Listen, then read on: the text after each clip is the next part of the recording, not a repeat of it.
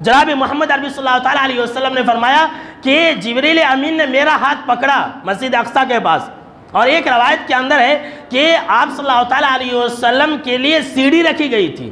خیر، جبریل امین آپ صلی اللہ تعالیٰ علیہ وسلم کے ہاتھ کو پکڑ کر کے اوپر چڑھے۔ اللہ اکبر! یہ خواب کا واقعہ نہیں ہے، جسمانی واقعہ ہے میرے دوستو۔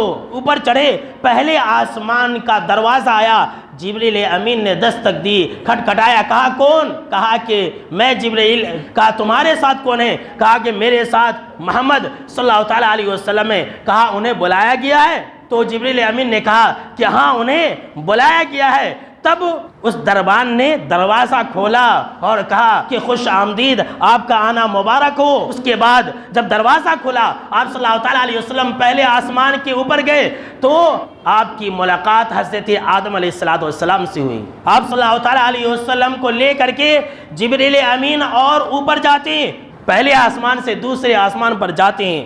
پھر وہی سوال ہوتا ہے، دربان وہی سوال کرتا ہے، جبریل امین وہی جواب دیتے ہیں۔ وہاں پر دوسرے آسمان پر جب جاتے ہیں تو وہاں پر جبریل امین کہتے ہیں کہ اللہ کے نبی اکرم و مکرم صلی اللہ تعالیٰ علیہ وسلم، یہ دو خالہ زاد بھائی یحییٰ اور عیسیٰ علیہ السلام ہیں، سلام اور کلام ہوتی ہے، وہ بھی دعائیں دیتے ہیں، اور دعائیں دے کر کے پھر جبریل امین آپ صلی اللہ تعالیٰ علیہ وسلم کو لے کر کے تیسرے آسمان کی طرف چلتے ہیں۔ وہاں پر بھی جاتے ہیں، دربان سے سوال اور جواب ہوتا ہے، وہاں پر اور ایک نبی سے ملاقات ہوتی ہے۔ حضرت جبریل امین کہتے ہیں کہ اللہ کے نبی اکرم و مکرم صلی اللہ تعالیٰ علیہ وسلم، یہ یوسف علیہ السلام ہے، سلام اور کلام ہوتا ہے۔ پھر وہاں سے چوتھے آسمان پر گئے، وہی سوال اور جواب ہوا، تو وہاں پر بھی ایک نبی تھے۔